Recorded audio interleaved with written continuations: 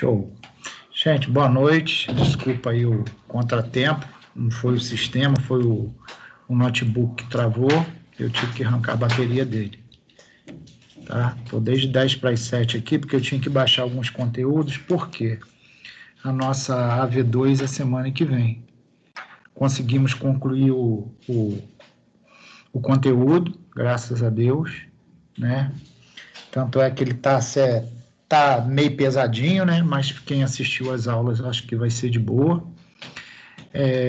Tinha a proposta de Fabrício aí de nós fazermos a natação, esse período ainda, mas eu acho que é muito difícil, porque nós não fizemos o desafio, e eu queria fazer com vocês uma prática de fisiologia em cima desse conteúdo do mecanismo das contrações musculares, dos tipos de fibra, né? Das vias energéticas, para ficar uma coisa bem fundamentada, né? Então, não tem como correr. E o que acontece? Eu vou aproveitar, se não faltar ninguém à AV2, para tentarmos marcar esse trabalho. Mas esse trabalho, para fluir melhor, teria que ser na academia, porque depende de aparelho, depende de muito peso, e ficar levando isso para a faculdade é um contratempo danado. E o meu cachorro começou. Toda vez que eu começo a dar aula, ele começa a latir. Ele fica quietinho o dia inteiro, só na hora que eu dou aula. Ele adora fazer isso. É só eu começar a falar, ele começa a latir. Aí, o que acontece? A gente precisa marcar uma data para isso. Nós fizemos lá o trabalhinho de educação física adaptada, que vai contar como desafio. Foi moleza, aquela aula para a terceira idade. E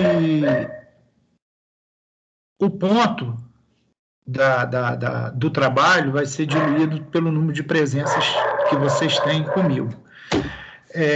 Quero dizer que está tudo anotadinho aqui, todas as aulas eu anotei quem faltou, não teve uma aula, vocês são testemunhas, que eu não fiz chamada, certo? Para não ter aquele tipo de, aquela surpresa, eu estou com falta, se está com falta, não estava na aula. Então, eu vou diluir o trabalho em cima dessas presenças de aula, certo? Depois aí, ver quem não assistiu aula nenhuma, resolve com a coordenação lá, que eu estou com um aluno aqui que não assistiu aula nenhuma, não participou de nada, né? Então, isso aí não é problema meu, é aluno que está trabalhando, aluno não é problema meu. Resolve com a coordenação, se a coordenação achar por bem eu dar um trabalho, eu dou. Eu sou empregado, eu faço o que eles mandam. Mas eu vou fazer isso, o trabalho vai ser em cima do número de presenças que vocês tiverem em todas as duas matérias. Eu vou diluir 2 pontos em cima das aulas e vou somando, certo? Já o desafio, nós fizemos o de Educação Física Adaptada semana passada, e de Fisiologia eu estou querendo marcar para a semana que vem. Aí eu tenho que ver, né? Vou pensar aqui e até semana que vem eu dou um retorno de vocês qual a data seria. Por quê? Eu não posso ser no horário como era antigamente, assim, vou marcar o horário de aula de vocês para fazer o trabalho na academia. Pô, se for 7 horas lá, a academia está lotada, eu vou botar mais 20 cabeças lá dentro, como? Tá entendendo? Então, seria aquela proposta que eu fiz para vocês da outra vez, tem que ser um dia que esteja fechado para que vocês possam ocupar e não aglomerar, né? Aí a gente, até semana que vem, até quarta-feira, eu tento estabelecer uma data para ver se todos podem dessa vez. Da outra vez teve um aluno que não pôde, a gente acabou não fazendo, porque é um horário diferente, tá? O cara também não tinha obrigação, tá? Bom, eu vou passar para vocês o conteúdo, né? Se vocês quiserem anotar aí, porque todo o material tá lá tá postado lá na plataforma de vocês, no material de apoio, né? Então, se vocês quiserem anotar aí, né, o conteúdo que eu vou utilizar na AV2, né? Ficou mecanismos da contração muscular, tá? Anotem aí, depois não me perguntem, gente, ou senão entra na gravação da aula para saber, tá? Mecanismos da contração muscular, tipos de músculo e a fibra muscular, são tudo conteúdos diferentes, né? Estão lá tudo divididinhos. Eu botei como eu fiz aqui na plataforma. né? Tipos de músculos e a fibra muscular. Terceiro conteúdo, tipos de fibras musculares, tá? Tipos de fibras musculares, certo? Próximo, metabolismo. 2 pontos, conceitos e medidas, né? Lembra? Metabolismo, conceitos e medidas. Próximo conteúdo, vias energéticas, certo? E por último, metabolismo no exercício. Então ficou 1, 2, 3, 4, 5, 6, né? Todas 6 apostilazinhas estão lá, certo? Correto? Esse é o conteúdo da AV2 de segunda-feira que vem.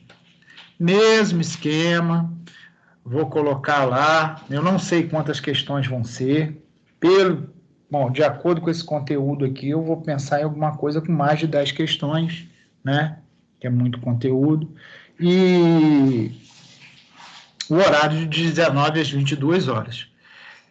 O sistema só vai deixar vocês acessarem a partir das 19 e fica até as 22. Espero que não tenha ninguém de segunda chamada, para que a gente já possa marcar esse desafio, que vai contar mais 2 pontos, certo? Aí eu explico mais ou menos o que eu quero desse desafio, né? Tranquilo? Então, vamos lá. Vou dar uma passadinha rápida aqui, em cima dos conteúdos, porque eu falei com vocês, a aula passada foi pesada, e eu não tinha mais nada para dar. Então, vamos ver aqui, vamos compartilhar aqui o primeiro. Vocês estão me ouvindo, gente? Sim. Sim. Bom, tem hora que a gente acha que tá falando para ninguém. Essas coisas, né? Essas coisas.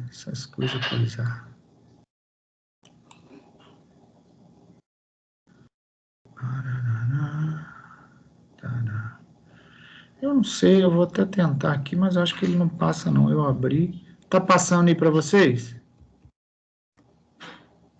Tá. Tá no 1. Hã? Tá. Tá passando. Beleza. Gente, mecanismo da contração muscular, lembra? Né? Eu não tenho como fazer toda a aula de novo, que é muita coisa. E o conteúdo está todo aqui que eu vou passar. Mas a gente viu aí a fibra muscular, dividiu a fibra muscular toda, foi diminuindo cada vez mais até chegar na actina e na miosina, né? Mostra com o músculo, onde o tendão serve para inserir o músculo ao osso, né? E depois da fibra a gente foi dissecando, até miofibrila, até chegar no sarcômero, né? Que é a unidade funcional da fibra muscular, que é onde está a miosina e a actina. Lembra? Né? Olha lá, miosina e actina, os 2 filamentos proteicos, né? Miosina é o mais grossinho, o rosa, e a actina é o azulzinho, certo? Aí falamos de aproximadamente 3.000 filamentos de actina, com 1.500 de miosina. Tá aí, ó. A gente mostrou como é que é o sarcômero, né, que é formado por eles. Aí tem a linha Z, que delimita um sarcômero, vai ligando um sarcômero ao outro. Aí tem a figurinha de cima, né, que é o sarcômero relaxado, e ali é o sarcômero contraído. Ou seja, em cima é a fibra relaxada, embaixo é a fibra muscular, né, contraída. Aí dissecamos aí o filamento de miosina, que é aquelezinho que fica no meio, né, onde a cabeça sobe, né, de acordo com a condição de ATP, né, e vai lá e toca a actina e faz aquele movimento de contração, certo? Aí a gente tem o quê? Tem o outro filamentozinho, que é a actina. Olha lá, o que está envolto no filamento de actina? A tropomiosina e a troponina, né, que também que são responsáveis por quê? Por manter a fibra relaxada, né? Enquanto a tropomiosina e a troponina estão ativas, o músculo não contrai, né? Então, esse músculo só vai passar a contrair depois que houver lá a liberação do cálcio, e esse cálcio se acoplar à troponina e inibir a ação da tropomiosina. Aí sim, a cabeça da miosina vai subir, né, e vai tocar lá o filamento de actina e vai fazer a contração acontecer, certo? Vimos todo esse processo. Tá aí, a actina, né, forma a estrutura de suporte do filamento, a tropomiosina é uma proteína em forma de tubo, a troponina também é uma outra proteína, certo? Todas as duas não deixam a fibra ficar contraída, certo? Aí tem a acoplação, a excitação e a contração, né? Excitação e contração é o mecanismo fisiológico pelo qual o quê? Uma descarga elétrica no músculo desencadeia eventos químicos que resultam numa contração, não é? Não é uma descarga elétrica, né? Lembra do potencial de ação que chega lá na placa motora, desce pelo túbulo T, vai no retículo sarcoplasmático, muda ali a configuração de duas proteínas e ali passa a liberar o cálcio, né? Aí o cálcio vai lá, entra em contato com a actina e inibe lá a ação da troponina e a tropomiosina, faz com que haja a contração muscular. A gente viu isso tudinho, né? Aí, ó o desenho. Motor, a placa motora, ó, a sinapse. Essas coisinhas vermelhinhas que vocês estão vendo ali, né? Ali flutuando, perto da sináptica terminal, tá vendo? Ó, aqui, isso aí é acetilcolina. Essa acetilcolina ela é liberada para que o potencial de ação possa percorrer toda a fibra. O potencial de ação é a descarga elétrica, tá, gente? Lembrando. Então, a descarga elétrica, ela acontece, mas só vai acontecer depois que haver a liberação da acetilcolina. Aí, olha o tubo T, ó. É igual um tubo mesmo. Esse vermelhinho é a descarga elétrica, aí ela desce, vai no retículo sarcoplasmático, muda a configuração dessa parede aqui, ó. Isso aqui é uma parede, ó. Tá vendo? Onde tem uns pontinhos verdes dentro. Isso aqui, ó, retículo sarcoplasmático e a parede. Tem duas proteínas ali. Muda a configuração dela e o cálcio é liberado, tá vendo? Descendo, ó, vai entrar lá na actina. Então, o que acontece? Tropomiosina e troponina, né? Inibem ela, o cálcio. Aí, o que acontece? A miosina, que é a cabeça dela. Aí, sim, ela vai conseguir tocar a actina e fazer com que a contração aconteça, né? Show? Tranquilo? Vamos embora. Aqui é tudo isso que eu falei para vocês. A ação da fibra muscular. A junção neuromuscular, o axônio, junção neuromuscular, ao ponto onde encontra na fibra, né? Aí mais para baixo a gente vê mais de perto, ó. Certo? Aqui, ó, tá entrando, o axônio está entrando na fibra muscular para que faça todo esse processo. Desde da descarga de acetilcolina ali, depois o potencial de ação para descer por toda a fibra. E tudo isso que eu expliquei para vocês. Certo? Aí, de novo, ó. Essa aula ficou bem batida, essas coisas. Deixa eu tirar esse teco aqui, que está me atrapalhando aqui. Ih, rapaz, o bicho sumiu daqui. E agora, para voltar com ele? O bicho sumiu. Deixa eu voltar aqui. Bom, tá aí, ó. Tudo que eu expliquei para vocês. Certo? Todo o processo, ó. Então, vocês dão uma olhada nesse impulso motor aí. Estão me ouvindo, gente? Oi? Sim, sim. É porque o quadrinho onde fica a minha imagem aqui desapareceu. Nem sei para onde ele foi. Mas tá vendo, tá bom. Então, ó, aí tá bem completinho, tá vendo? A junção neuromuscular, o potencial de ação que é a carga, né? Chegando no terminal neuromotor. Ó, se espalha pelo tubo T, tá aí, ó. Tá aí o caminho até chegar lá no sarcômero, ó. E fazer com que haja contração muscular, né? Teoria do filamento deslizante é o movimento da actina e da miosina. Tá aí, ó. Contração do sarcômero, né? Quem forma o sarcômero? A quitina e miosina. Aí, ó, músculo relaxado e músculo contraído. Olha lá, do lado a gente vê a ação. Né? O quadro de cima, tá vendo? A cabeça da miosina está baixa, quer dizer, né, ainda está descontraído. Quando ela começa a subir, né, que ela precisa de ATP para isso, que é energia, a gente sabe que não é só a descarga elétrica, ela precisa também de energia, ela precisa do ATP, né? Dependendo da intensidade, né, vai usar o quê? Vai fazer a ressíntese do ATP com a fosfocreatina, ou com glicogênio, ou com oxigênio, depende da intensidade do trabalho. Né? Aí a gente já entra na questão das vias energéticas. Certo? Aí, energia para ação muscular. Aí, a ação muscular é um processo ativo que exige energia. Além do sítio de ligação com a actina, né? Uma cabeça da miosina contém um sítio de ligação para quê? Para adenosina trifosfato. A molécula de miosina deve se ligar ao ATP para que ocorra a ação muscular, pois a ATP fornece a energia necessária, certo? Eu tinha acabado de falar. Show? Término da ação. Terminou a ação, o cálcio que não foi utilizado, ele vai ser conduzido de volta para o retículo sarcoplasmático, certo? Unidades motoras, a gente falou sobre unidades motoras, unidade de contração lenta, unidade de contração rápida. A gente viu nos tipos de fibra também, né? Que unidade de contração lenta, né? Tem um certo número de neurônios motor, e de contração rápida, outro número, certo? E aí, findou-se o mecanismo da ação muscular. Opa, eu voltei, estou aqui, certo? A gente passando de forma rápida, depois vocês leiam, que além de ser interessante, é fácil de se entender, né? Não é difícil.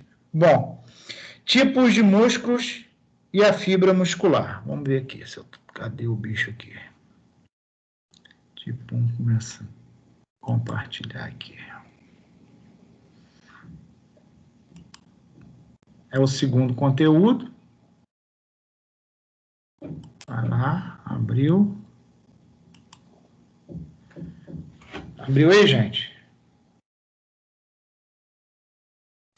Abriu. Show. Aí o troço, quando eu clico, ele desaparece. Vê só se está passando para mim, gente. Tá? Tá passando. Beleza, tá aí, ó. Tipos de músculos, né? Subtítulo aí é mecanismo, que, de certa forma, isso tudo era um calhamaço de conteúdo, gente, tudo incluído no mecanismo da contração. E eu fui separando, né, para ficar mais fácil para passar para vocês em PowerPoint e no computador, senão ia embolar muito. Bom, a gente sabe que o movimento humano depende da transformação da energia química existente no ATP, né, que tudo que a gente consome é metabolizado, se transforma em ATP para ele ser quebrado e ressintetizado para depois usar como energia mecânica, a gente sabe disso, né? Essa transformação específica de energia é conseguida pela ação dos músculos esqueléticos, né?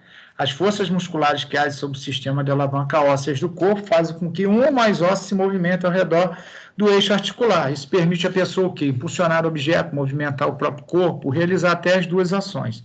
Então, a gente sabe que o músculo esquelético serve para isso, né? Para o nosso movimento. Então, a gente sabe que tem 3 tipos de músculo, desde que vocês viram isso lá no beabá de anatomia: liso, cardíaco e estriado. Aí a gente disseca um pouquinho mais eles, ó o liso. Músculo involuntário, ou seja, ele não está sob o nosso comando, né? O controle dele não é consciente, né? Ele faz o movimento por si próprio. Ele é encontrado na parede da maioria dos vasos sanguíneos, lembra que eu falei do tônus? Permitindo que se contraia de lado para regular o quê? O fluxo sanguíneo, até a circulação de retorno. E ele também está próximo às paredes ali do quê? Do tecido visceral, que ajuda o quê? No processo digestivo, né? Então, ele está presente nessas áreas do corpo, né? Isso, o músculo liso. Aí, vindo para o músculo cardíaco, encontrado apenas aonde? No coração. Representado maior parte da estrutura cardíaca. Ele apresenta algumas características, né, comuns ao músculo esquelético, mas como músculo liso, ele também não se encontra sob o controle nosso, certo? Aí temos ele aí, ó, a configuração dele. É parecido, mas é diferente do esquelético, né? Você vê que ele é meio bagunçado. E tem o músculo que a gente trabalhou mais, que é bem em cima do nosso conteúdo, que é o esquelético, ó, que são os músculos voluntários, aquele que a gente, né, tem domínio sobre ele, né? Certo? Tá aí. Aí tem os 4, os 3, para ver a diferença. Tranquilo? Aí a gente sabe, ó, a quantidade de músculo esquelético que a gente tem no corpo, de 40 a 50 da nossa massa corporal. Tem as características dele, ó, esquelético se conecta a dois ossos, porque se é responsável pelo movimento, né, ele tem que estar conectado a dois ossos, para quando houver a contração, mexer, né? Um osso irá se mover e o outro vai permanecer fixo, faz a alavanca. Origem menos movimento, inserção mais movimento, ou, né, origem proximal ou origem distal, né? Seja o que vocês forem usar na vida de vocês aí, em fisiologia, né? Origem proximal está mais próxima, distal é outra ponta do músculo que está mais distante, certo? Função: geração de força para locomoção e respiração, sustentação, produção de calor durante em ambientes frios, né? Por isso que a gente consome mais caloria, né? O músculo ele consome para manter até a temperatura do próprio corpo. Então a gente precisa. Por isso que a gente queima mais caloria no inverno, porque essa produção do calor, né, vai ajudar a manter a temperatura do nosso corpo regular.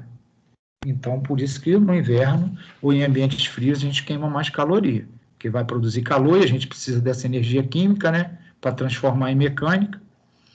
A estrutura dele, ó, fibras longas cilíndricas e polinucleadas, de 1 milímetro a 4 centímetros de comprimento, o número permanece constante e a aparência o quê? Estriado, é um músculo esquelético, é um músculo estriado, certo? Aí a gente dissecou ele, lembra? Aí vocês veem depois isso com calma, ó. Olha as partes dele, ó. Tá vendo desde o tendão lá, isso é o osso em pé e vem o tendão, aquela capa que recobre toda a fibra muscular é o quê? É o epimísio, né? E depois tem uma capinha que reveste os feixes dentro do tendão, dentro da fibra muscular aí, ó. São denominados o quê? Perimísio, né? E que separa as fibras, né? Os fascículos é o perimísio, né? Tá aí os fascículos aí, esses mais rosinhas. E depois, a fibra é o quê? É o endomísio que separa e vai embora. Aí a gente falou de suprimento sanguíneo, não vou falar muito dele, porque toda vez que a gente está em exercício, a gente precisa de uma captação de oxigênio maior, né? O consumo de oxigênio pelo músculo aumenta quase o quê? 70 vezes, né? A gente viu isso, tá? Aí tem a fibra muscular de novo, sarcolema, né? Tem o sarcoplasma, tem o túbulo transverso, tem o retículo sarcoplasmático, tem a miofibríola, aí, ó. Olha o sarcolema, ela recobre toda a fibra. Depois os túbulos transversos, que faz com que o cálcio, né, entre em contato lá com o sarcômero.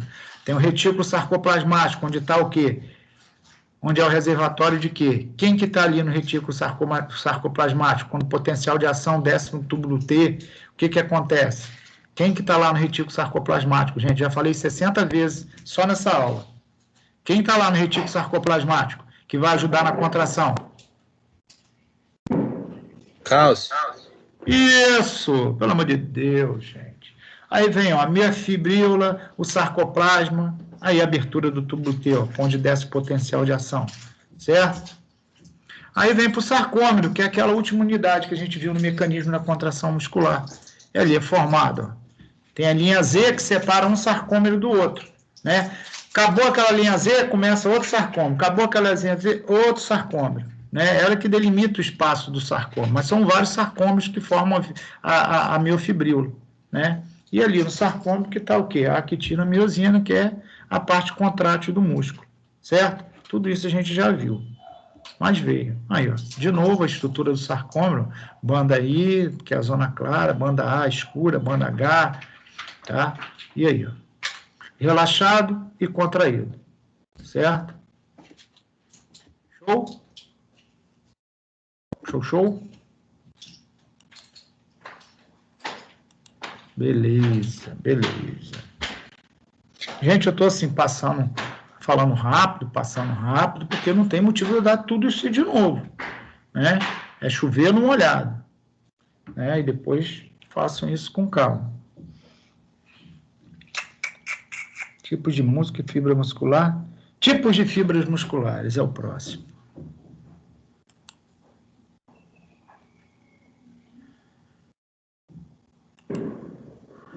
Tá aí, ó. Tá aí. Show? Tipos de fibras musculares. Lembra, galera? Ó. Caramba, volta. Ó. Fibras musculares lentas, fibras musculares intermediárias e fibras musculares rápidas. Cada músculo tem uma proporção desses 3 tipos de célula. A quantidade de fibras de contração rápida ou lenta presente vai determinar a atividade e da função que o músculo desempenha no corpo. Porém, com treinamentos específicos, esse perfil de fibras musculares pode ser alterado de acordo com as necessidades energéticas exigidas, né? A gente sabe que cada um, né, consome um tipo de fonte energética para trabalhar, né? Vamos passar isso aqui. Aí, ó. Tipos de fibras musculares. Corte longitudinal de músculo esquelético. Aí você vê os 3 tipos de fibra aí, ó, né? As fibras musculares de tipo lenta, gente, elas são mais claras ou mais escuras? A lenta.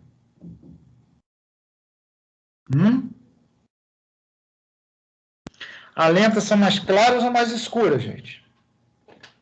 A lenta precisa mais de oxigênio ou de menos oxigênio? As fibras de contração lenta. São as fibras que têm mais resistência. Escura.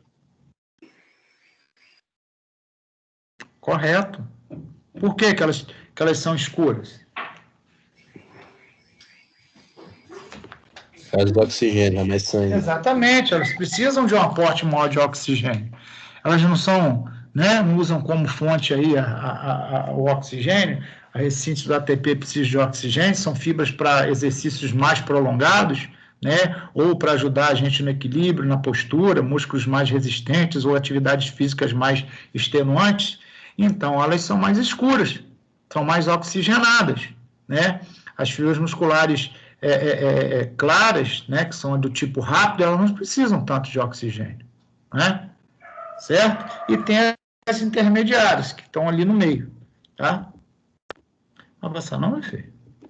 Ué...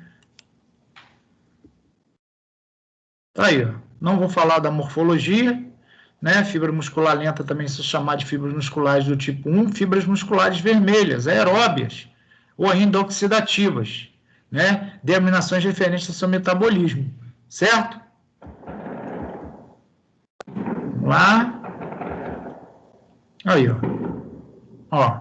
Dessa maneira, essas células apresentam grande resistência à fadiga, possibilitando maior duração da ação muscular. São, então, adaptadas para resistência de contração, vantagem para atividades prolongadas e contínuas, esforços duradouros de minutos e horas, né? Fibras de contração lenta, as vermelhas, correto? Aqui, ó. Assim estão presentes em grande quantidade nos músculos responsáveis por sustentação e resistência, correto? Fibras musculares rápidas, força e velocidade. As fibras musculares rápidas são denominadas fisiologicamente como fibras musculares do tipo 2, né? Só que a gente sabe que a gente divide o tipo 2, né, em 2, né? Agora estão dividindo até em 3, que a gente viu. Esse grupo de células se subdivide em 2 principais tipos. Fibras musculares do tipo 2A, que é aquela intermediária, que está entre um e outro, e o tipo B, que é a clássica mesmo, né, de velocidade, rápida. As fibras musculares rápidas, propriamente ditas, são do tipo 2B, acabei de falar, né? As do tipo 2A são consideradas fibras musculares intermediárias. As fibras musculares rápidas são também conhecidas como fibras musculares brancas, anaeróbias ou glicolíticas, certo? Anaeróbias, todas as duas são, né? Só que uma não vai usar a glicose, vai usar só a fosfocreatina e a outra vai usar a glicose. A partir do momento que eu uso a glicose, passa a ser um processo de aeróbio que? Alático ou lático? Toda vez que eu utilizo a glicose como fonte de energia, passa a ser um processo anaeróbio que? O ATP também, o fosfocreatina é anaeróbio. E a glicose também é no processo anaeróbio. Só que uma é alática e a outra é lática. A glicolítica é o quê? Lática. E isso, por quê? Vai produzir o quê? Vai me dar como subproduto lá da quebra o quê?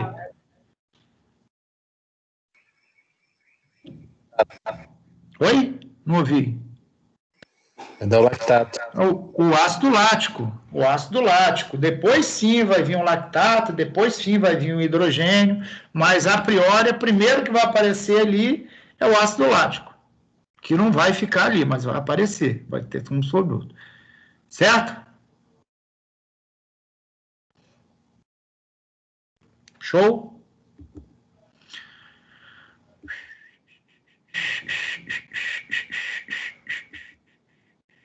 Aí, ó.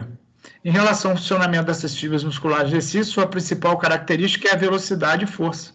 Exercício com alta intensidade e pouca duração é o cenário a qual as fibras do tipo 2B estão atuando como protagonistas. Essas são capazes de fornecer grande quantidade de potência, mas suportam apenas alguns segundos. Certo? Aí vem as intermediárias, que é aquelazinha que não é clara nem escura. São também conhecidas como fibras musculares rápidas e resistentes à fadiga e possuem características intermediárias entre o tipo 1 e o tipo 2B. Ela é tipo 2A, né? Então ela está no meio. Características transicionais. Apresentam, além de metabolismo glicolítico, capacidade oxidativa desenvolvida à resistência à fadiga. Certo? Tá aí, ó. Em exercícios de segundo, o sistema fosfato é o principal fornecedor, não é? O ATP precisa aqui do fosfato para quebrar, para fazer ressíntese, né, da energia, porque é imediato. Quando a duração da atividade aumenta para alguns minutos, o sistema fosfato já está esgotado, então vem o quê? O sistema de fermentação, o quê? Lática, né? É o que usa a glicose, o glicogênio. Nesse estado, são só as fibras musculares rápidas, mas também as intermediárias estão atuando no músculo. Por exemplo, na musculação, natação, não pode estar em alta intensidade, tá? Nem também tão baixo. Aí tem o recrutamento que eu falei para vocês. Aí nós falamos da fadiga, lembra? Ainda fiz um adendo, mostrei um artigo para vocês falando da fadiga, só que eu não vou colocar esse artigo aqui, que não faz parte da nossa emenda. Eu botei para a gente concluir o estudo e vocês terem como referência como é que ela acontece. Mas eu não botei, certo? Aí, ó, resumidamente, tem aí os três tipos, 1, 2A e 2B. Né? Não vou ler esse quadro de novo, mas o quadro é bem sucinto e dá, ó, fala sobre metabolismo, os motoneurônios, as unidades, resistência, se a outra é alta, é média, o suprimento sanguíneo, né? Número de mitocôndrias, quantidade de hemoglobina, força de contração. Então, leio esse quadrinho. E, por fim, eu mostrei um quadro que é de um estudo mais novo, que vem ó, com tipo A, tipo 2A e o tipo 2X, para depois chegar na muito rápida, que é o tipo 2B. Também dei uma olhada nesse quadro. Certo?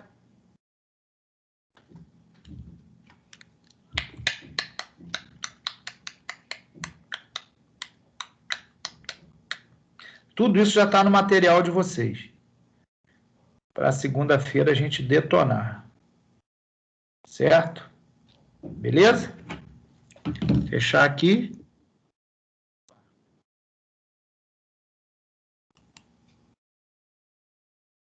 Segue o fluxo. Só um minuto aqui que eu vou pegar um copinho d'água. Certo?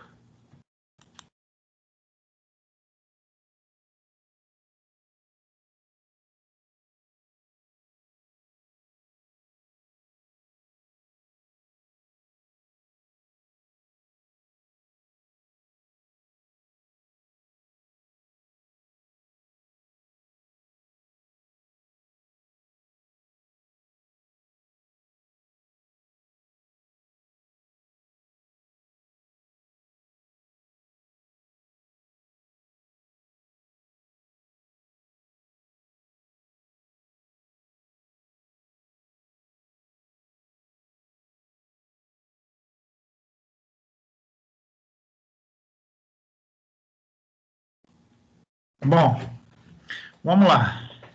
Próximo. Metabolismo, conceitos e medidas.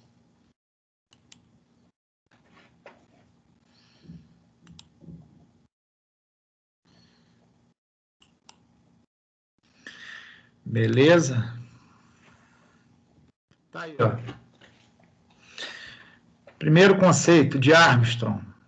Metabolismo, conjunto de todas as reações que ocorrem no organismo para controlar os recursos materiais e energéticos de forma a suprir suas necessidades estruturais e energéticas, né? É tudo que o corpo faz, gente, para nos manter, né, em funcionamento, nos manter vivo, né? São todas as reações que ocorrem, né? Aí vem classificação para o metabolismo energético, né? O que é o metabolismo energético? São um conjunto de reações químicas que produzem energia, né? Energia necessária para quê? A realização das funções vitais dos seres vivos, né? Para a gente respirar, para a gente andar, para a gente dormir, para a gente comer, né? Essa já é uma classificação de 79 também de Armstrong, né? Uma definição, tá? Aí tem o metabolismo basal, lembra que eu falei? Que é o mínimo de energia, o metabolismo basal é o mínimo que o seu corpo usa para manter o básico do básico, né? Bom, tipo, em repouso. Lembra que eu falei? Quando a gente vai fazer a frequência de trabalho, a melhor coisa é pedir que o aluno traga de casa essa frequência basal dele, que a frequência basal é em cima o quê? Do metabolismo basal, em cima do metabolismo de repouso. Ali a gente vai saber direitinho quanto de frequência cardíaca, né, ele está utilizando de batimentos para as funções mínimas do seu organismo. Aí a gente tem uma ideia legal quando for fazer lá, né, aquelas equações lá e aquelas fórmulas de frequência cardíaca, de trabalho, para poder ficar legal, né? Então, basal é o mínimo de energia necessário para o organismo consiga realizar as atividades básicas de repouso. É o metabolismo menor, para o mínimo do mínimo, tipo aquele, estou dormindo, porque eu estou dormindo, mas estou o quê? Meu corpo consome energia até para dormir. Então, isso é o metabolismo basal, é o mínimo, né? Que dormindo, né, as funções, né, nossas estão lá bem baixas. E tem o metabolismo de repouso, né? Por razões práticas, a taxa metabólica basal raramente é medida, porque eu te falei, né, que às vezes o cara não pede para o aluno trazer de casa. Em seu lugar, as medidas de taxa metabólica de repouso são utilizadas. Mas olha só, as taxas metabólicas de repouso, quanto são maiores do que a do basal? Ó, elas variam de 10% a 20% ou até mais, né? Só em saber que você tem que fazer uma atividade física, né, mesmo que você não tenha começado, você já vai ter uma descarga, você já vai estar alerta já para aquilo, então a frequência já altera, né? Por isso que às vezes dá erro. Aí a gente tem o gasto energético, né, que está dentro do nosso metabolismo. Olha lá, o azulzinho, ó, é o efeito térmico da alimentação, quanto a gente gasta, né, para metabolizar o que a gente come, né? Porque a gente tem que metabolizar isso, a gente tem que passar isso por um processo para nos manter em funcionamento, para nós utilizarmos essa alimentação. Então, esse efeito térmico, né, nos consome de energia 10%. A atividade física é uma variável de 15 a 30, ou pode ser até mais, depende de indivíduo para indivíduo, e o resto é o gasto energético nosso em repouso, para andar, né, dormir, sentar, levantar, fazer as coisas do dia a dia, né? Certo? Aí vem taxa metabólica de repouso. Taxa metabólica de repouso é o gasto energético mínimo para uma pessoa acordada e alerta, né? A gente consome em cima disso aí de 60% a 75%, né, do nosso gasto energético diário. Tá lá, ó, o verdinho, certo? Aí vem o efeito térmico da dieta, né? Energia utilizada para quê? Digestão, transporte, metabolismo do alimento ingerido, né? 10% a gente gasta nisso, né? Então, a gente gasta com anabolismo e catabolismo 10%. Lembra que a gente falou de anabolismo e catabolismo? Vamos passar de novo nele? Então, 10% desse gasto para digestão, transporte e metabolização dos alimentos, a gente consome uns 10% de energia, certo? Olha ele aí, ó, o azulzinho, que é o efeito térmico da alimentação.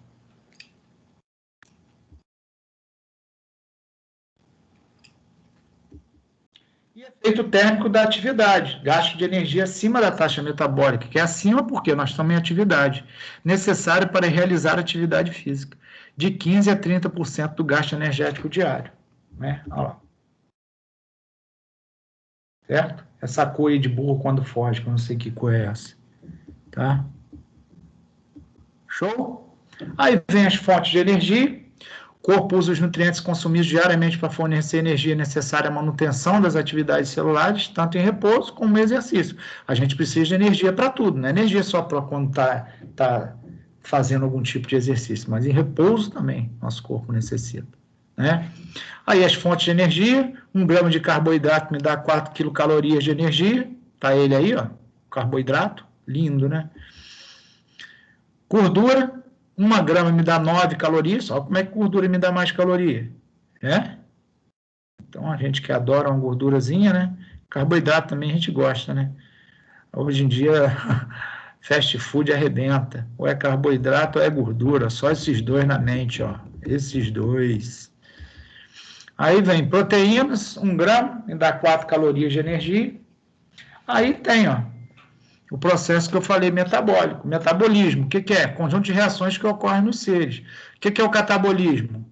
É a degradação daquilo que você colocou para dentro. Ele tem que ser catabolizado, ele tem que ser degradado para depois a gente usar ele, para ele ser anabolizado, para a gente usar, sintetizar ele e usar como energia. Mas para usar como energia, tem que haver o catabolismo. Lembra que eu falei que uns doidos falam, não pode catabolizar. Como que não pode? Se não pode catabolizar, então não tem energia, gente. Porque tem que haver a degradação para depois haver a síntese.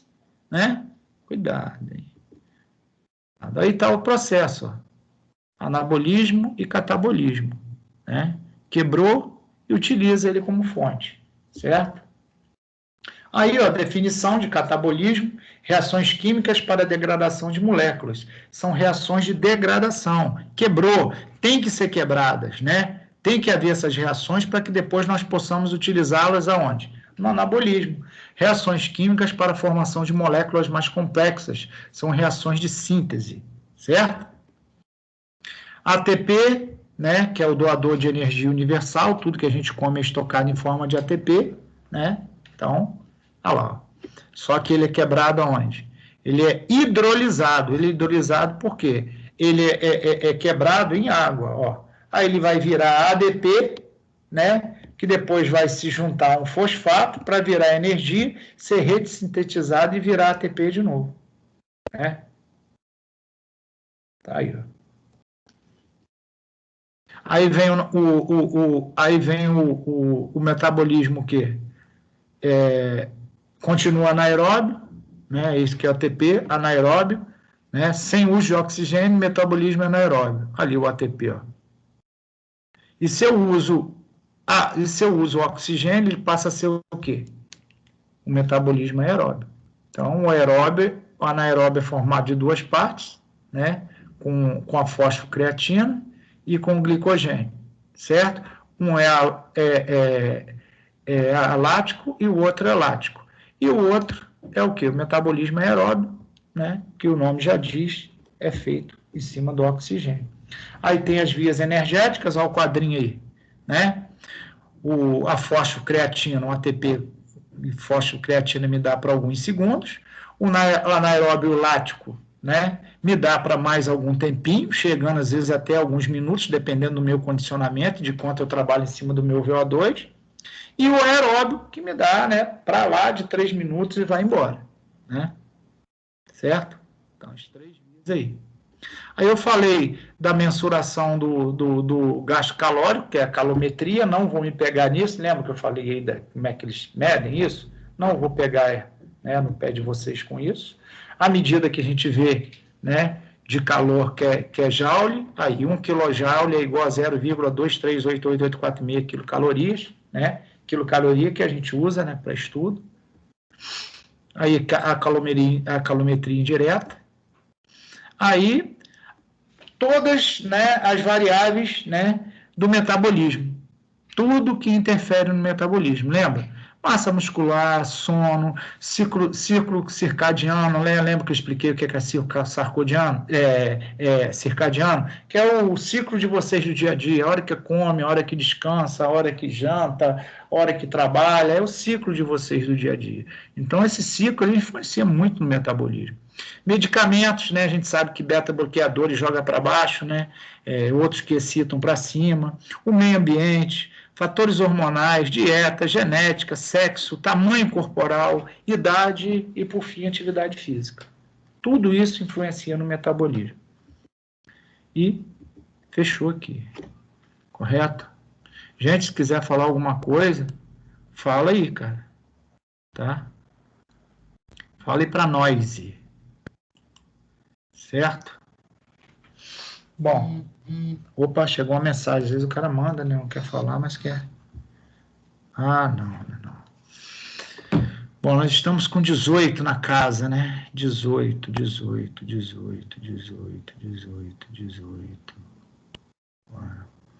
Bom, aí vamos para as vias energéticas agora, certo? Entendeu?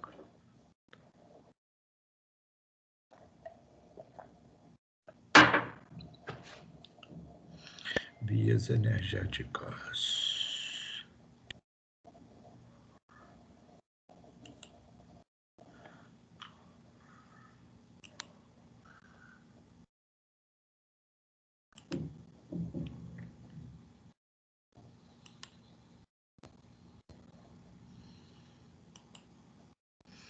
Bom, através dos conteúdos anteriores aí, da mecanismo, eu acabei falando das vias energéticas, né, gente? Né? Aí, ó, obtenção de energia através do ATP, que é o quê? Trifosfato de adenosina ou adenosina trifosfato. A energia das ligações moleculares dos alimentos é liberada quimicamente no interior de nossas células. Em seguida, ela é armazenada. Como que ela é armazenada? Sob forma de um composto altamente energético chamado adenosina trifosfato. Certo? Bom, em repouso, o corpo utiliza tanto carboidratos como gordura para obter a quantidade de energia necessária. Já as proteínas geralmente contribuem muito pouco, a gente já viu, são consideradas mais elementos estruturais, né? Então, eu vou passar, ele não quer passar, eu faço o quê? Passou. Bom, indo aqui para baixo, né? Aqui embaixo, ó, essa formação de ATP se dá através de 3 formas no corpo, né? Sistema ATP-CP, que é a fosfocreatina, que é um sistema anaeróbio. Sistema glicolítico, que também é um sistema anaeróbio, só que vai existir produção de ácido lático, por isso que ele é chamado de sistema lático, certo? E o sistema oxidativo, que foge deles dois, que é um sistema o quê? O nome já diz, né? Que trabalha com oxigênio, né? Então, ele, né, é um sistema aeróbio. Os 2 primeiros anaeróbios e o último aeróbio, certo? Então, se dá através dessas 3 formas no corpo, né? Bom, sistema ATP-CP. Esse é o sistema energético mais simples, mais rápido que a gente tem como fonte de energia, mas também é o que se esgota também, né? Questão de segundos. E que fornece energia ao corpo de forma mais rápida. Além do ATP, as células possuem a creatina o quê? Fosfato, por isso que a gente fala que é ATP-CP. Então, ele precisa do fosfato para se ressintetizar, que é uma molécula de alta energia, né? Fosfato é uma molécula de alta energia. A liberação de energia pela creatina fosfato é facilitada pela enzima creatina quinase, que é esse símbolo CK aí, que atua sobre a creatina fosfato para separar um grupo de fosfato da creatina. Essa energia é liberada e então utilizada para ligar a um fosfato de adenosina, formando o ATP. Então, vai haver a quebra, ele vai virar adenosina, a creatina fosfato vai se juntar à adenosina e vai de novo formar o ATP. E assim vai. Certo? Só que ela precisa de tempo para fazer isso, né? Ela vai me dar uma energia para alguns segundos. Se eu quiser continuar a utilizar esse sistema, eu preciso de um intervalo grande durante o trabalho. Me deu 10 segundos de pau, eu vou precisar de um intervalo grande para ela ser ressintetizada, tá? Certo? Bom, os estoques de ATP e CP no músculo podem sustentar entre 3 e 15 segundos de esforços máximos. E olhe lá, hein? E olhe lá, certo? Aí tem o quadrinho dela, de como que ela acontece, ó, da reação dela. Exercícios anaeróbios aláticos. Creatina fosfato não tem produção de ácido lático. Ele é anaeróbio, mas não tem produção de ácido lático. A creatina fosfato, ela não libera ácido lático. Então, ela é o quê? É um exercício anaeróbio alático. Alta intensidade e curta duração. Certo? Bom, aí vem para o outro sistema que também é anaeróbio, que é o sistema glicolítico. Certo? Bom, outro método de produção de energia que ocorre sem a dependência da presença do oxigênio é o sistema glicolítico. Esse sistema envolve a degradação da glicose por meio de enzimas glicolíticas, certo? Bom, vamos lá. Nos exercícios máximos que duram em torno de 1 a 2 minutos, o sistema glicolítico é altamente solicitado e as concentrações de ácido lático podem aumentar em grandes proporções. Essa acidificação no meio das fibras musculares compromete a função enzimática, além de dificultar o processo de contração. A gente sabe que ela começa a dificultar, mas não é responsável por esse processo. Né? A gente vai lá para o lactato, vai lá para o hidrogênio, que é isso aí que vai comprometer a liberação do cálcio para a ação, né, da contração muscular. Certo? Bom, sabendo disso, né, não podemos, dependendo do trabalho que a gente está fazendo, limitar a energia para 2 minutos de exercício. Para tanto, vamos ver como funciona o sistema oxidativo, que é o último sistema. Né? É o sistema que precisa de oxigênio para trabalhar. É o sistema de maior capacidade do nosso corpo. Vimos dois? O creatina fosfato e o glicolítico. Aí, ó. O glicolítico, ó. Alta intensidade e duração moderada. Exercícios anaeróbios, mas porém láticos, por causa da quebra da glicose. Ó. Glicose, aí vem o ácido pirúvico, ácido lático. Certo? Show? Ao sistema oxidativo aí. Ó. Esse é o sistema de produção de energia mais complexo entre os três. O processo através do qual o organismo separa substratos com auxílio de oxigênio para gerar energia e é conhecido como respiração celular. E a produção oxidativa de ATP ocorre no interior das mitocôndrias. Certo? Então, gente, esse sistema é para eventos de longa duração. Certo? Em cima disso, olha ele aí, ó. É um sistema, por que ele demora mais para a gente utilizar a energia dele? Porque é um sistema muito mais complexo, gente. A gente passa por todos os outros para poder chegar nele. Lembra que eu falei do steady state? Por que o steady state não acontece? Né? Porque primeiro a gente passa pela fosfocreatina, da fosfocreatina vai para o oxidativo, o organismo vê que essas duas fontes não vão manter o trabalho, a gente tem que ir para o oxidativo. Então demora alguns minutos até o corpo atingir o estado, né, e o sistema energético adequado para aquela atividade que o indivíduo está fazendo.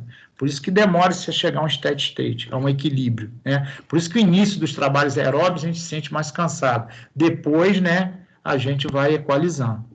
Certo? Que é o que eu falei da conclusão.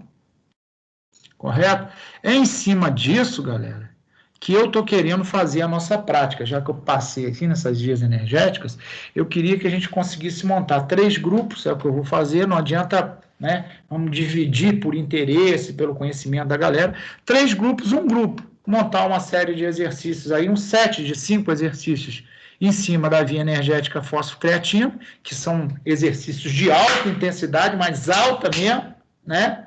Um intervalo maior, e ver a reação. O outro grupo em cima do glicolítico, né?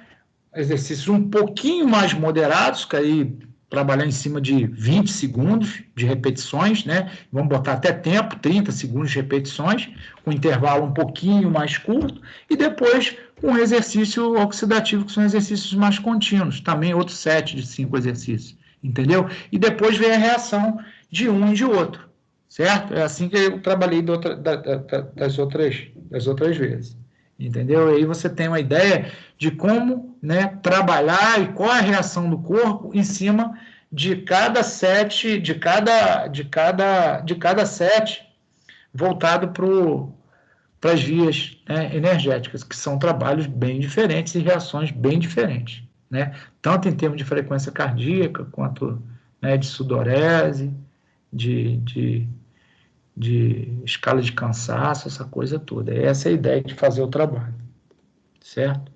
Bom, vamos para o último ponto aqui, que é o metabolismo no exercício, que não tem muita coisa, é mais, né, para termos de conhecimento para vocês. Cadê? Metabolismo no exercício. Isso aqui. Tá aí, ó. O que influencia esse metabolismo, né? Vários, né? O metabolismo no exercício, que influencia ele? A intensidade, a duração, as vias bioenergéticas, que são as vias energéticas, né?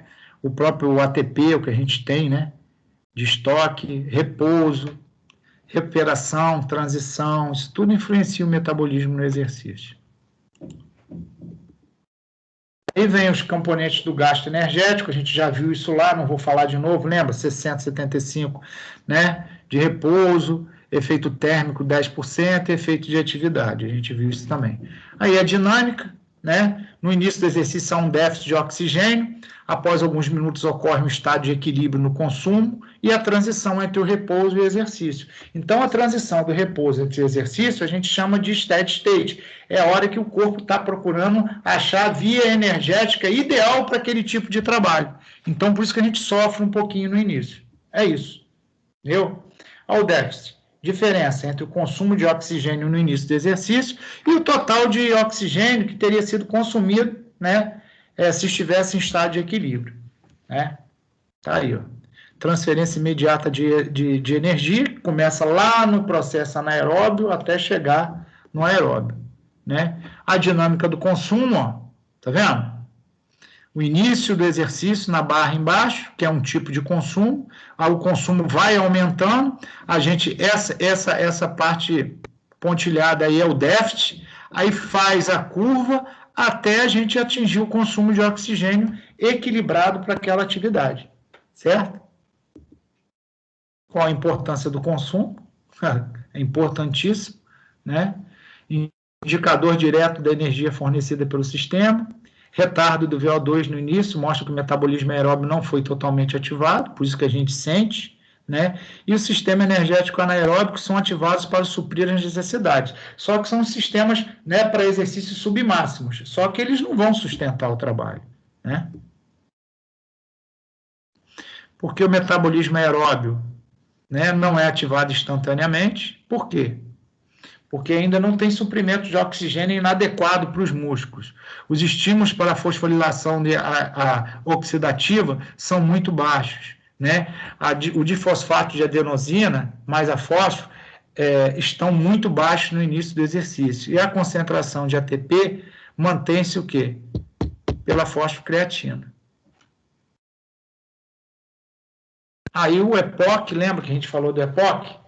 Né, que é o efeito pós-exercício, olha lá, excesso de consumo de oxigênio após o exercício. É claro, se a gente, dependendo da intensidade do trabalho, esse EPOC pode ser maior, pode ser menor. Consumo de oxigênio durante a recuperação, metabolismo não retorna imediatamente aos níveis iniciais, né, após o exercício, isso é o EPOC, certo? Mesmo quadro, aí a gente tem só que é o seguinte acrescentado, ó. Início, déficit de oxigênio, curva entrando no consumo de oxigênio equilibrado e fim do exercício. Aí o que acontece? Ó, ele não volta no consumo de oxigênio da barrinha preta lá embaixo direto. Ó. Ele tem uma linha até o final da recuperação. Essa curva aí é o efeito do EPOC, ou seja, é o metabolismo ainda que está acelerado, o VO2 ainda que está alto, e depois, com o passar do tempo, dos minutos, ele vai se recuperando. É isso que a gente viu, que determinados trabalhos o EPOC é maior e outros ele é menor. Mas, em compensação, em alguns exercícios né, o gasto calórico é maior e outros também é menor. E no final a gente vê que vai quase tudo a mesma coisa, certo? Especificidades nos processos metabólicos e fisiológicos durante a recuperação, isso depende do tipo e duração do exercício. A gente viu. Aí viu os componentes rápidos que se restauram, né? Depois a gente viu os componentes prolongados que se restauram depois da atividade física, né? Aí a gente vê, ó, quando o exercício aeróbio, né, de intensidade leve, essa barrinha azul clara do lado de cá, ó, o VO2 de recuperação, a gente vê aqui o efeito do EPOC, né? É um efeito menor quando o exercício é de baixa intensidade, quer dizer, o cara não vai levar tanto tempo para se recuperar o VO2 ou o metabolismo voltar ao normal. Então, quanto mais leve o exercício, mais rápido ele é o efeito do EPOC. Aí a gente vê quando o exercício é moderado, né? Certo? Ele leva mais um tempinho. E aí, por fim, quando o exercício é mais intenso, ó, ao tempo de recuperação é bem maior. Isso a gente já percebe pelo próprio corpo nosso quando a gente faz atividade, né? Se a atividade é muito intensa, a gente demora mais para se recuperar, certo? Principais efeitos: restaurar os efeitos termogênicos, né? De temperatura, glicogênese, o de glicose, a oxidação do lactato, né, o consumo desse lactato depois, que a gente sabe que a produção de lactato ele fica descontrolada a partir de uma intensidade, então ele fica circulante no sangue. Então, depois do trabalho, ele começa, né, separa, ele começa a voltar aos níveis normais. Efeito termogênico nas catecolaminas, que é nos hormônios, né, restauração do oxigênio, e ressíntese do ATP, certo? Aí a dinâmica, a gente viu que o VO2 no EPOC ele é mais alto se o exercício for mais prolongado, né? Ali, ó, por litros ali a gente vê, ó, se é uma duração de 20 minutos, né? Ó, o VO2, ó. O VO2 está em 70% durante todo o trabalho. Durante os 20, 40 ou 60 minutos, o VO2 do cara vai ficar em 70%. Só que quando ele trabalha só durante 20 minutos, o consumo de oxigênio dele de EPOC girou em torno de 8, né? Aí, ó, se ele vai para um trabalho de 40, já sobe para 10. Se vai de 60 minutos, então, ou seja, o EPOC ele tem um efeito, né, direto relacionado ao tempo de trabalho, né, de estímulo que você dá. Aqui é aquele que a gente falou das calorias, que entrou o HIIT, o CIT, né, valores. Aí a gente falou da oxidação das gorduras, né, e carboidratos são estimados de diferentes maneiras.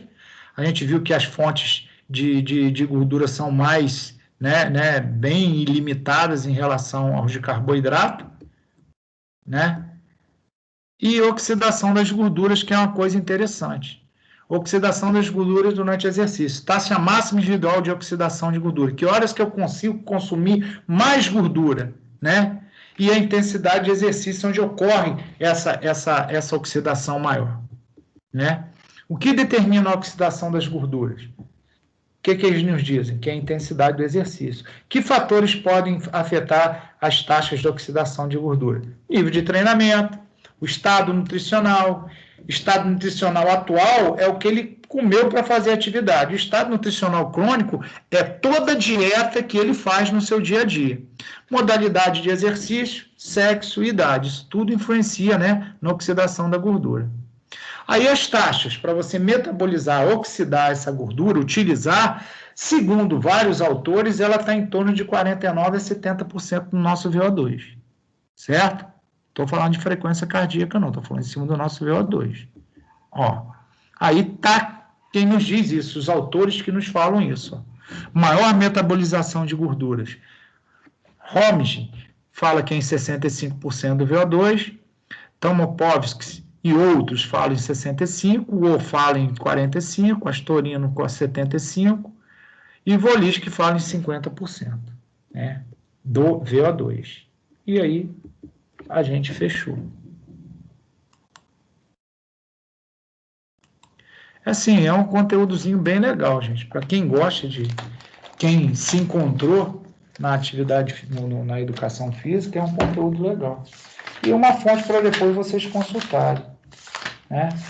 Vamos ver aqui a presença, que já vai contar, né? Já está contando. Então, vamos lá. Hoje é dia 23.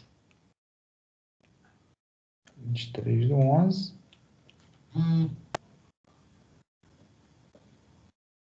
Piso. Exercício. Faltas. Vamos para a chamada.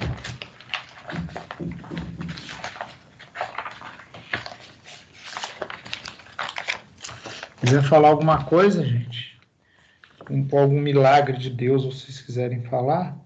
Alexia, tá aí? Sim. Arthur.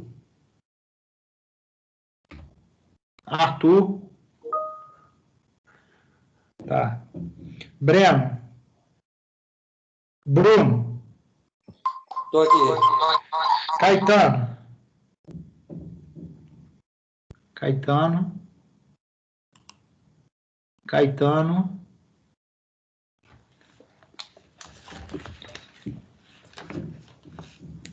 Cássio. Tô aqui.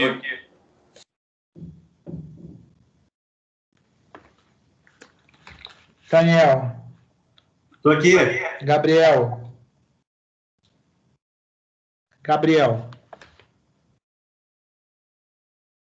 Bom.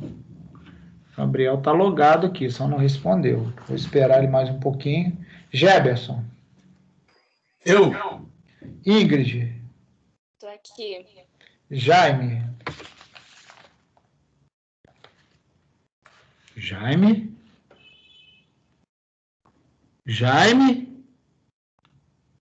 Que milagre! Jaime! Algo de errado não está certo, hein? Gente, algo de errado não está certo. O microfone de quem que está ruim? Gabriel? É, Gabriel? É, Gabriel. Gabriel tá aí. O microfone de Gabriel tá ruim. Gente, Jaime faltou. Alguém liga pra Jaime aí, gente. Gente, ele não tá aqui não, ele não entrou mesmo não. Mandava uma mensagem pra ele. Quem ficou com ele na musculação lá hoje?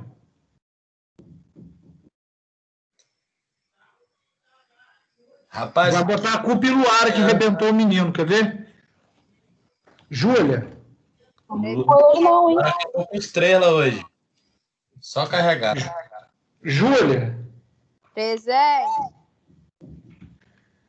Kellen. Presente. Rapaz, já me faltou. Lara. Leonardo. Presente. Leonardo. Presente. Luara. Presente. Luciano. Presente, Maurício. Pablo. Presente. Paulo Vitor. Só para lembrar que ele existe ainda, gente, em algum lugar. Pedro. Tô aqui. Thales. Aqui. E Ian. Tô aqui. Beleza. Então faltou. E Luiz? Caetano. Tô aqui. Caetano tá aí? Não, Luiz. Luiz. Caetano que mandou o negócio depois? Não, foi Gabriel e Arthur. Foi Gabriel. Então, Caetano, Jaime e Lara. Não sei. Tá beleza, galera? Então, prova nossa é segunda-feira naquele estilo. E quarta-feira nós estamos juntos para ver aqui a situação de adaptada. E eu já vou vir com a definição desse trabalhinho para a gente. Agora, vocês têm problema final de semana, gente? Tipo assim, um sábado, 2 horas da tarde? Não para agora, esse final de semana eu não posso, só para o outro final de semana. Porque durante a semana eu não tenho como colocar vocês lá dentro. Entendeu? É muita gente. Aí a gente divide em 2 grupos, só que, né, a gente de repente bota um pessoal lá em cima e o pessoal da prática aqui embaixo. Depois faz a troca, bota o pessoal da prática lá para cima e o outro desce para fazer a prática. Vão pensando aí e me falem para quarta-feira, para a gente quarta-feira definir isso. Tá bom? Tranquilo? Então, vou parar a gravação aqui. Show?